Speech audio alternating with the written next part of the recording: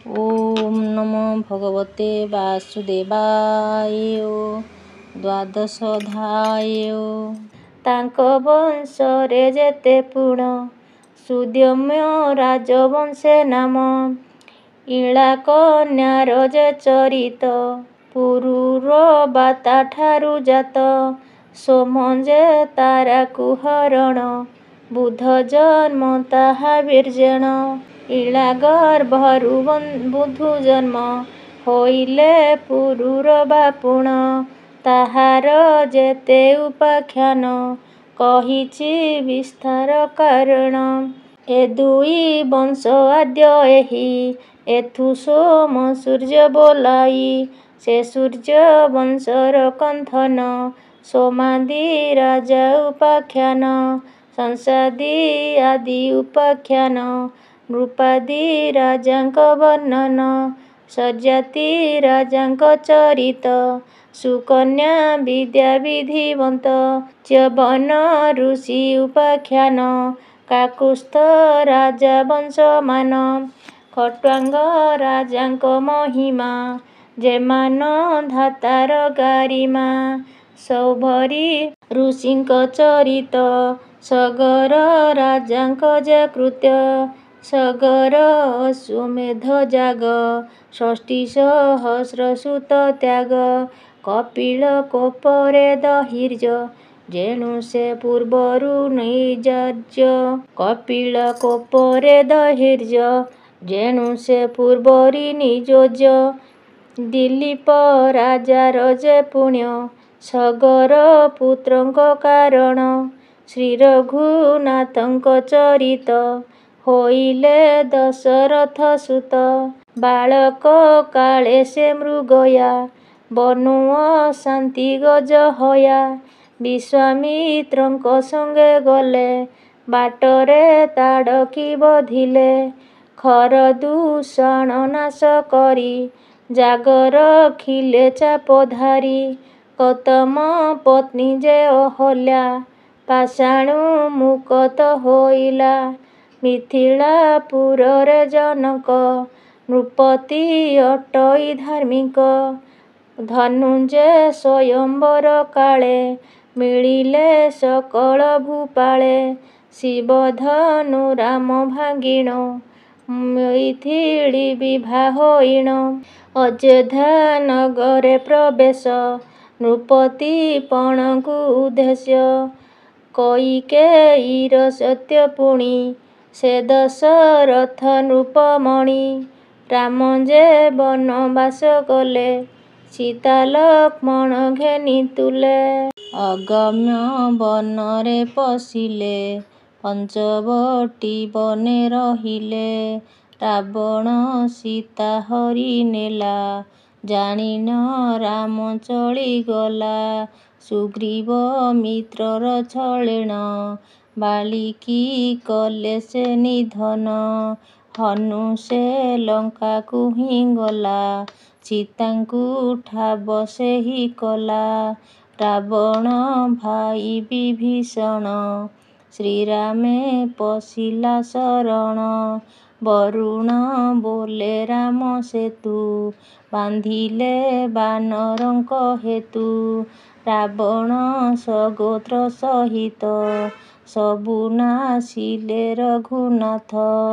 ବିଭୀଷଣଙ୍କୁ ରାଜା କଲେ ଅମର ପଦ ତାକୁ ଦେଲେ। ସୀତା ଅଗ୍ନି ପରୀକ୍ଷା କରି ଅଯୋଧ୍ୟା ପ୍ରବେଶ ମୁରାରି। ତହିଁ ଯେ ଭୋଗ କିଛି ଦିନ ସୀତାଙ୍କୁ ପେଷିଲେ ସେ ବନେ।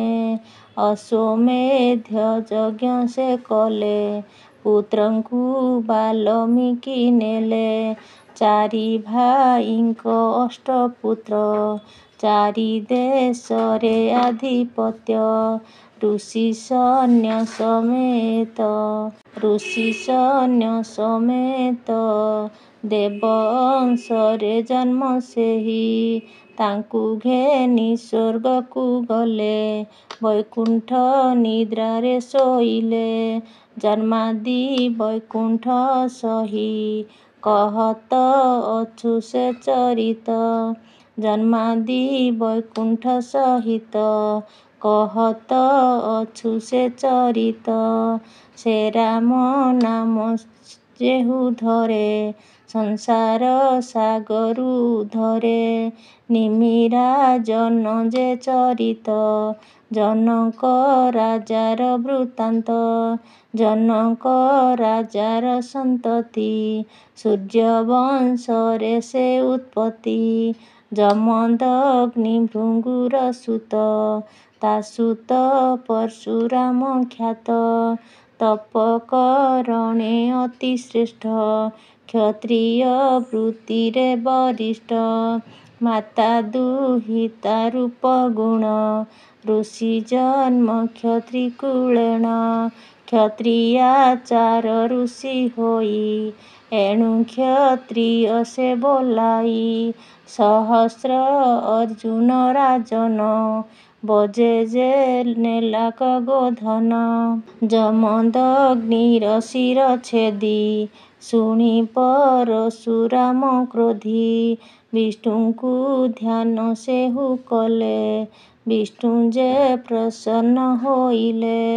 ସେ ନାରାୟଣ ଜ୍ୟୋତି ଭାବେ ପଶିଲେ ପରଶୁରାମ ଗର୍ଭେ। ସହସ୍ରାର୍ଜୁନଙ୍କର ବଂଶ ସମୂଳେ କଲେ ସେ ବିନାଶ। ପୃଥିବୀ ଏକ ବଂଶ ବାର ଛେଦିଲେ କ୍ଷତ୍ରିୟଙ୍କ ଶିର।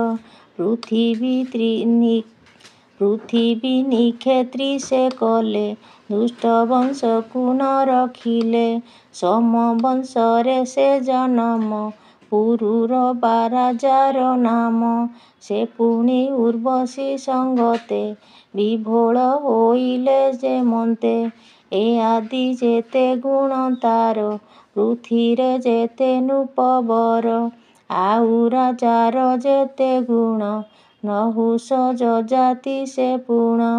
ଦୁଷ୍ମନ୍ତ ରାଜାର ବିଧାନ ଶକୁନ୍ତଳାର ଉପାଖ୍ୟାନ। ଭରତ ରାଜା ଚରିତ ଭରତ ରାଜାର ଚରିତ ଶାନ୍ତନୁ ଯେମନ୍ତେ ବିଦିତ। ଭୀଷ୍ମର ଯେମନ୍ତ ମହିମା ବଂଶ ତା ଉତ୍ପତ୍ତି ହୁଏନା। ଚିତ୍ରାଙ୍ଗଦା ବିଚିତ୍ର ବୀର୍ଯ୍ୟ ଜନମ ଶାନ୍ତନୁ ତନୁଜ। ଏମାନେ ଅପୁତ୍ରିକେ ନାଶ ତହୁଁ ଅଇଲେ ବେଦ ବ୍ୟାସ। ଧୃତରାଷ୍ଟ୍ର ପଣ୍ଡୁ ବିଦୁର ଜନ୍ମ ଏ ବ୍ୟାସଙ୍କ ବୀର୍ଯ୍ୟର। କୌରବ ପାଣ୍ଡବ ଯେ ଦୁଇ ସତେ ପାଞ୍ଚ ପୁତ୍ର ଜନ୍ମଇ। ଏହାକ ସନ୍ତତି ଯେ ପୁଣ ପରୀକ୍ଷିତ ଆଦି ଜନମ। କଳି ଯୁଗଳେ ଏ ବଂଶରେ ଯେତେ ହୋଇଲେ ନୃପବରେ। ଭୂତ ଭବିଷ୍ୟ ବର୍ତ୍ତମାନ ଯେତେକ ହୋଇଲେ ଜନମ। ସହସ୍ରେ ବରଷ ଭିତରେ ଏ ସର୍ବେ ହେଲେ ନୃପବର। ଏଥି ଭିତରେ ସୁଦର୍ଶନ ତାହାର ଯେତେକ ବିଧାନ। ଯେମନ୍ତେ କର୍ଣ୍ଣଦାନ ମତ କହେ ନାରଦ ତପୋବନ୍ତ। ଏମନ୍ତେ ବାହାର ହୋଇଲେ ଶବର ପଲ୍ଲୀରେ ମିଳିଲେ। ତହୁଁ ସେ ବେଗେ ଚଳି ଯାଇ ଶତମନୁପୁରେ ମିଳଇ। ଅନ୍ନଦାନରେ ଯେତେ ଫଳ ସବୁ ଶୁଣିଲା ମହୀପାଳ।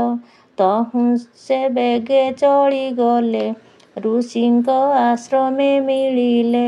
ଯେମନ୍ତେ ଛାଡ଼ିଲା ଶରୀର ଶୁଣିତ ଅଛତା ସକଳ।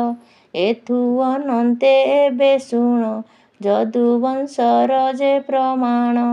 ଯଯାତି ଜ୍ୟେଷ୍ଠ ପୁତ୍ର ଯଦୁ ଅଷ୍ଟାଦଶ ଯାଦବ ପ୍ରଭୁ। ତାହାଙ୍କ ଯେତେକ ବର୍ଣ୍ଣନା ଏ ଆଦି ଶୁଣିଅଛ ସିନା।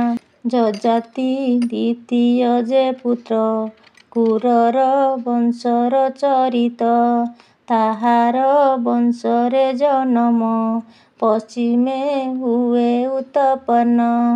ତୃତୀୟ ପୁତ୍ର ଯେ ଦହିର୍ଯ୍ୟ। ତା ବଂଶେ ଜନମିଲେ ଭୋଜ। ଚତୁର୍ଥ ପୁତ୍ର ନାମ ଅନୁ।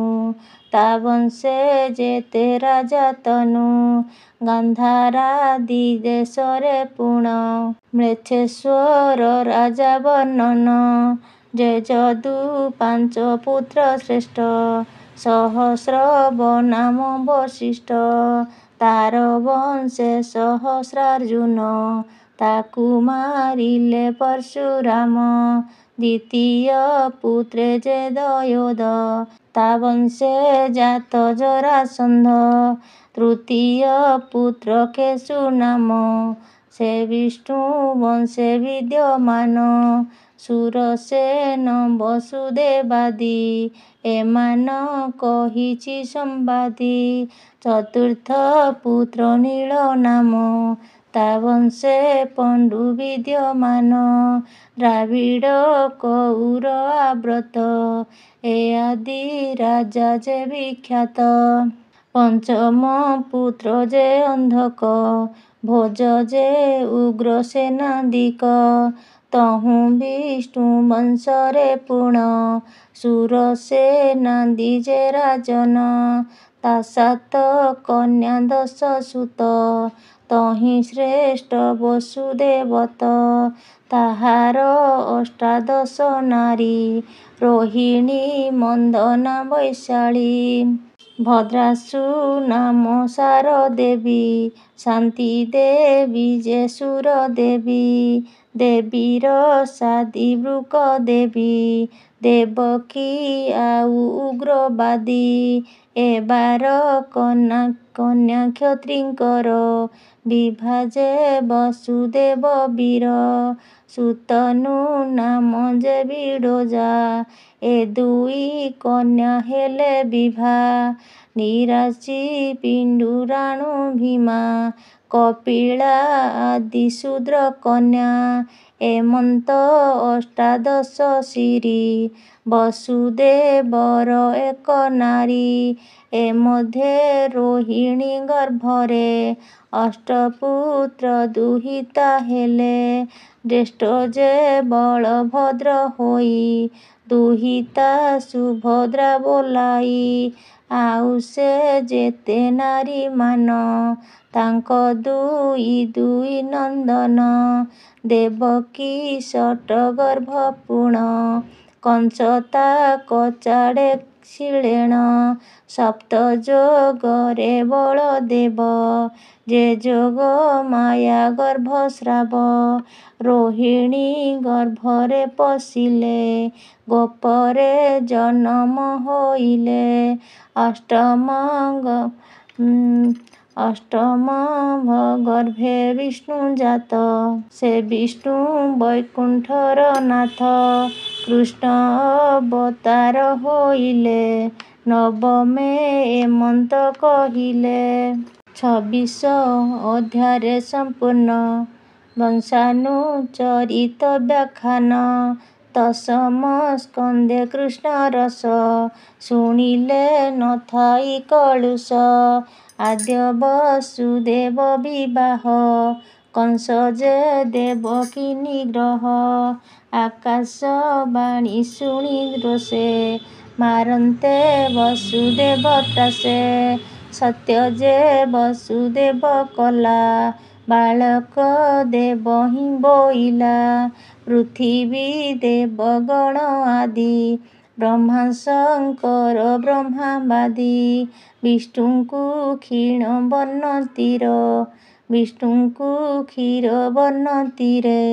ଗୁହାରି କଲେ ସେ ସ୍ତୁତିରେ। ସେ ବିଷ୍ଣୁ ସର୍ବ ଅନ୍ତର୍ଯ୍ୟାମୀ। କହେ ଆକାଶେ ଶୂନ୍ୟବାଣୀ। କୃଷ୍ଣ ଅବତାର ହୋଇବୁ। ନିଶ୍ଚୟ ଅସୁର ନାଶିବୁ। ଗୋପରେ ଗୋପାଳଙ୍କ ମେଳେ। ଜାତ ହୋଇବୁ ମହୀତଳେ। ଏ ଅନ୍ତେ ଦେବ କିଛ ପୁତ୍ର। କଂସ ଯେ ମାଇଲା ନିୟତ ଦେବକୀ ସପ୍ତମ ଗର୍ଭର ବଳଦେବଙ୍କୁ ତହୁଁ ହର। ରୋହିଣୀ ଗର୍ଭେ ଥୁଅ ନେଇ ଅଷ୍ଟମେ ମୁହିଁ ଜନ୍ମିବଇ। ତୁ ଯାଇ ଯଶୋଦା ଗର୍ଭରେ ଏମନ୍ତେ ଯୋଗ ମାୟା କଲେ। ଏ ଭାବେ ପ୍ରବେଶ ହୋଇଲେ ଜାଣି ବ୍ରହ୍ମା ଦେବେ ବୁଝିଲେ। ଗର୍ଭକୁ କଲେ ବହୁ ସ୍ତୁତି ଏ ଅନ୍ତେ କୃଷ୍ଣ ଜନ୍ମ ହନ୍ତି। ବସୁଦେବ ଯେ ସ୍ତୁତି କଲେ ତାଙ୍କୁ ଶ୍ରୀକୃଷ୍ଣ ଆଜ୍ଞା ଦେଲେ। ତାତିନି ଜନ୍ମର ବାରତା କହିଲେ ସର୍ବଭୂତ ଜ୍ଞାତା। ବସୁଦେବ ଦେବକୀ ସ୍ତୁତି ଶ୍ରୀକୃଷ୍ଣ ସନ୍ତୋଷ ହୁଅନ୍ତି। କୃଷ୍ଣଙ୍କୁ ବସୁଦେବ ନେଇ ଗୋପରେ ଛାଡ଼ିଣ ହାସଇ। ନନ୍ଦ ଘରୁ କନ୍ୟାକୁ ଆଣି କଂସକୁ ଦେଲେ ଯଦୁମଣି। ସେ କନ୍ୟା କଂସ କଚାଡ଼ନ୍ତେ ହସ୍ତରୁ ଗଲା ଶୂନ୍ୟ ପଥେ। କଂସକୁ କହିଲେ କପଟେ ତା ଶୁଣି ସେ କଂସ ଉଚାଟେ। କୃଷ୍ଣ ପ୍ରବେଶ ନନ୍ଦ ଘରେ ଉତ୍ସବ କଲେ ଗୋପପୁରେ। ଶ୍ରୀକୃଷ୍ଣ ଥୋଇଣ ଗୋପରେ ଯେତେ ଚରିତ ସୁଚିତରେ। ସେ କୃଷ୍ଣ ଥାଇଣ ଗୋପରେ ଯେତେ ଚରିତ ସୁଚିତରେ। ଶପଥ ଦିନ ରାତ୍ରେ ପୁଣ ଶୋଷିଲେ ପୂତନାର ପ୍ରାଣ। ମାସକେ ଶକଟ ଭଞ୍ଜନ ଦିମାସେ ତୃଣାଙ୍କୁ ନିଧନ। 100 ରାତ୍ରେ ନାମକରଣ ବେଦର ମତେ ଯେ ବିଧାନ।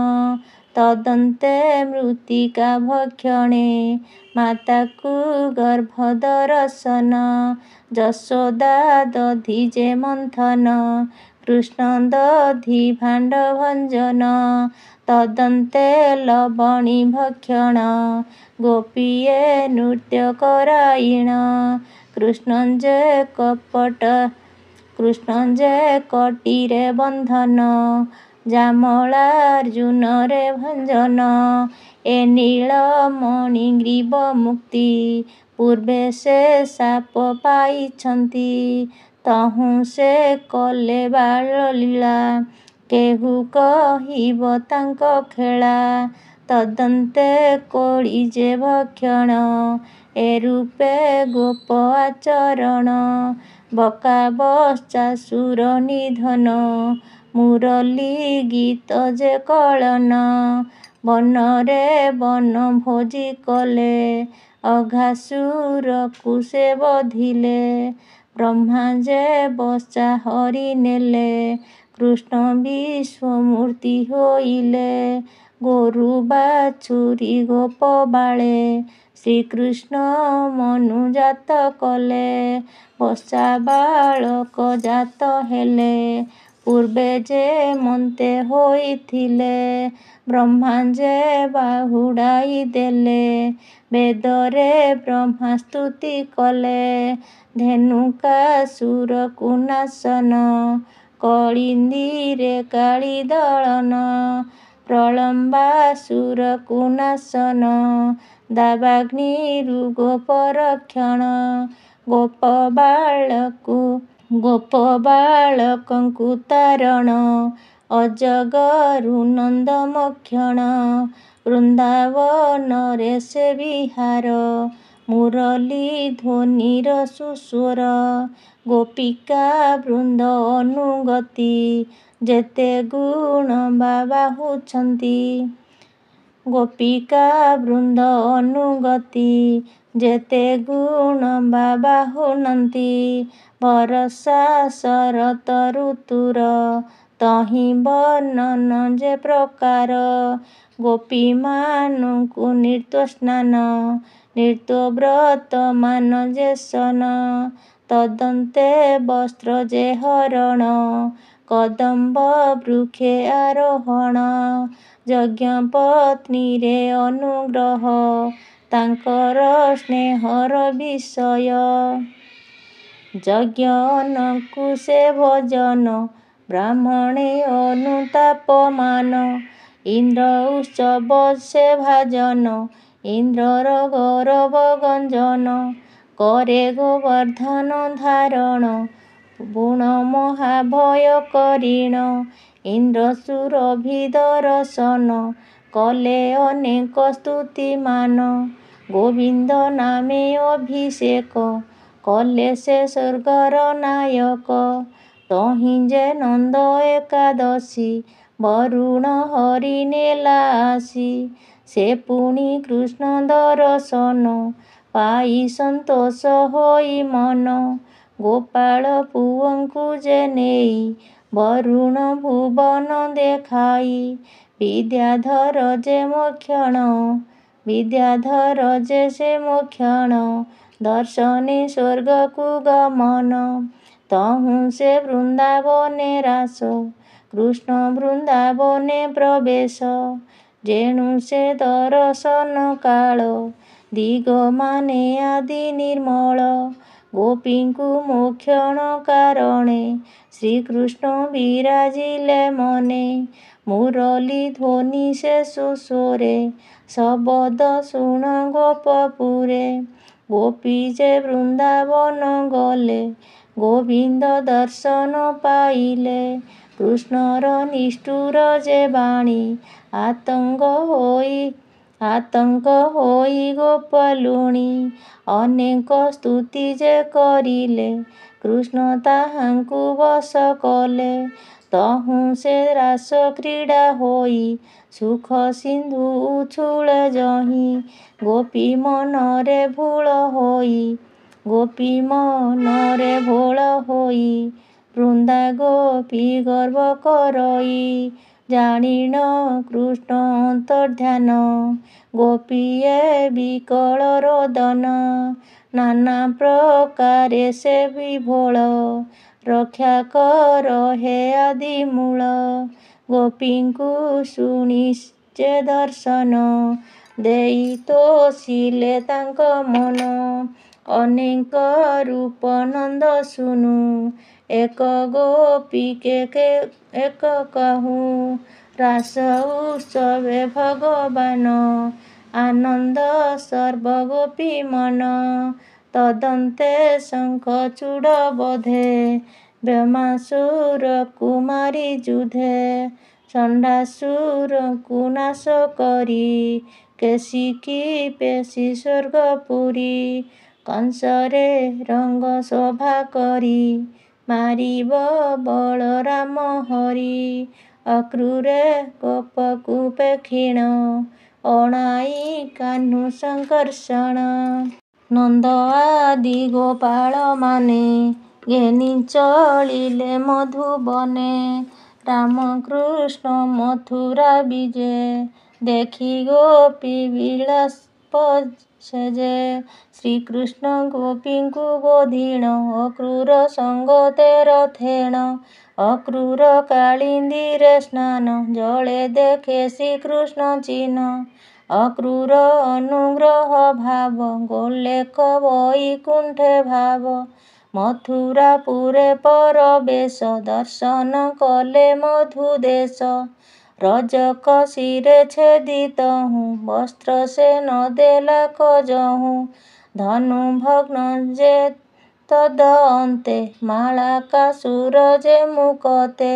କୁବୁଜା ଗନ୍ଧ ସେ ଲେପନ, ସୁନ୍ଦରେ ତାକୁ ନାହିଁ ସମ। କୁବଳ ୟାଗ ଜନାସନ, ରଙ୍ଗ ଶୋଭା ପ୍ରବେଶମାନ। ମାଲ୍ୟଯୁଧର ଯେ ବ୍ୟବସ୍ଥା, ଚାରୁଣ ମୁଷ୍ଟିକ ନିହନ୍ତା। ସତେ ଅଷ୍ଟମଲ ନାଶନ, ଉଠିଲେ ମଞ୍ଚା ଉପରେଣ। କଂସକୁ ସେ ନିଧନ, କଂସକୁ କଲେ ସେ ନିଧନ। କଂସର ଯେତେ ଭ୍ରାତାମାନ, ଉଗ୍ରସେନଙ୍କୁ ରାଜା କରି। ସର୍ବ ଯାଦବ ଏକ କରି, ବସୁଦେବ ଦେବକୀ ଆଣି ବନ୍ଦିରୁ ମୋକ୍ଷ ତତ୍କ୍ଷଣି ମାତା ପିତାଙ୍କୁ କଲେ ସ୍ତୁତି ମୋହନ ବଚନେ ଶ୍ରୀପତି କଂସ ସ୍ତ୍ରୀ ବିଳାପ ମାନ ସଂସ୍କାରଣେ କଂସ ରାଜନ ଅବନ୍ତୀ ଦେଶରେ ଯେ ଯାଇ ବିଦ୍ୟା ପଠନ ବେନି ଭାଇ ଗୁରୁଙ୍କୁ ଦେଲେ ପୁତ୍ର ଦାନ ଆଣିଲେ ଅମର ଭୁବନ ମଥୁରା ପରବଶ ହୋଇ ଉଦ୍ଧବ ଗୋପକୁ ଗମଇ ଗୋପେ ଉଦ୍ଧବ ପ୍ରବେଶନ ଗୋପୀ ଗୋପାଳଙ୍କ ରୋଦନ ଉଦ୍ଧବ ଗୋପୀଙ୍କ ବିଚାର ବୃନ୍ଦାବତୀ ନାମ ଯାହାର ଭ୍ରମର ଘୁରୁ ତା ପାଦେଣ ତା ଦେଖି ଗୋପୀ ମୋହମାନ କୃଷ୍ଣର ଦୂତ ତାକୁ ଜାଣି ପ୍ରେମ ଅନେକ କହେ ବାଣୀ ଉଦ୍ଧବ କୃଷ୍ଣ ଦର୍ଶନେ କହେ ଗୋପୀକୁ ସମ୍ବୋଧନ କୁବୁଜା ଗୃହକୁ ଗମନ କାମେ ତୋଷିଲେ ତାର ମନ ଅକ୍ରୂର ପୁରେ ପରବେଶ ଯେ ପ୍ରଭୁ ଅନାଦି ପୁରୁଷ ଅକ୍ରୂର ହସ୍ତିନାପେଷିଣ ଯାଇ ଆଣି ପାଣ୍ଡବମାନ ମଥୁରା ପୁରେ ନରହରି ପ୍ରତିପାଳ ଯାଦବେ କରି ଜରାସନ୍ଧ ସେ ଧାଡ଼ି ଦେଲା ମଥୁରା ନଗର ବେଢ଼ିଲା ଅଷ୍ଟାଦଶ ବେଳ ତା ଜିଣି ସୈନ୍ୟତା ମଲେ ଅକ୍ଷହିଣୀ କାଳ ଦମନ କୁଟେ ନେଇ ମୁଚୁକୁନ୍ଦ ଚକ୍ଷୁରେ ଦହି ଦ୍ୱାରକାପୁର ଯେ ନିର୍ମାଣ ବିଶ୍ୱକର୍ମା ଯେ ଗଠନ ତହିଁ ସର୍ବ ଯାଦବ ଘେନି ବିହାର କଲେ କମ୍ଭୁ ପାଣି ତହୁଁ ଯେ ରୁକ୍ମିଣୀ ହରଣ ଆଣିଲେ ଯେ ମନ୍ତେ ଭାବେଣ ଜରାସନ୍ଧର ରାଜ୍ୟ ଜିଣି ବିବାହ କଲେ ସେ ରୁକ୍ମିଣୀ ସ୍ୟମନ୍ତକ ମଣି ହରଣ ପ୍ରସନ୍ନାଜିତର ନାଶନ ଜାମ୍ବବାନ ଠାରୁ ମଣି ଆଣି ବିବାହ ଜାମ୍ବବତୀ ପୁଣି ସତ୍ୟଭାମାଙ୍କୁ ବିଭା ହୋଇ କାଳିନ୍ଦୀ ମିତ୍ର ବିନ୍ଦା ଦୁଇ ସତ୍ୟାଲକ୍ଷଣା ବୃନ୍ଦାରାଣୀ ଏହାଙ୍କୁ ବିଭା ଚକ୍ରପାଣି 16,000 ଶହେ ପୁଣି ନାରକାସୁର ଜିଣି ଆଣି ରୁକ୍ମିଣୀ ଗର୍ଭରେ ଜନମ ନାମ ତାହାଙ୍କର ପ୍ରଦ୍ୟୁମ୍ନ ସମ୍ଭରାସୁରଙ୍କୁ ବଧ କରି ରତି ଘେନି ଦ୍ୱାରକାପୁରୀ ଯେମନ୍ତେ ନାରକା ବଧିଲେ ମଣିହରଣ ଯୁଦ୍ଧ କଲେ ରୁକ୍ମିଣୀ ମାନଭଙ୍ଗ କଥା ପାରିଜାତକର ବ୍ୟବସ୍ଥା ଇନ୍ଦ୍ର ଗୋବିନ୍ଦ ଯୁଦ୍ଧ ଯେଣେ ସୁଧର୍ମା ସଭାର ହରଣେ ତହୁଁ ଯେ ଉଷାର ହରଣ ଯେମନ୍ତେ ଯୁଦ୍ଧ କଲା ଜାଣ ଅନିରୁଦ୍ଧ ବିବାହେ ପୁଣ ବାଣାଙ୍କୁ ବଧ ଯେ କରିଣ ଯଦୁମାନଙ୍କ ଯୁଦ୍ଧ ପୁଣ ହରିହର ଘେନିଣ ରଣ ଯେମନ୍ତେ କୃଷ୍ଣ ବିଜେ କଲେ ବାଣାଭୁଜ ମାନ ଛେଦିଲେ ନୃପରାଜ ଉପାଖ୍ୟାନ ହସ୍ତିନାପୁରକୁ ଗମନ ରାଜୁଷି ଯଜ୍ଞର ଆରମ୍ଭ ଭୀମ ନାସିଲେ ଜରାସନ୍ଧ ରାଜୁଷି ଯଜ୍ଞ ତୁଚ୍ଛ ଭାବେ ଶିଶୁପାଳ ଦୁଷିଲା ଗର୍ବେ ତାହାର ଶିରଚ୍ଛେଦ କଲେ ବିଷ୍ଣୁ ଗର୍ଭେ ନିମଜିଲେ। ଓମ୍ ନମୋ ଭଗବତେ ବାସୁଦେବାୟ।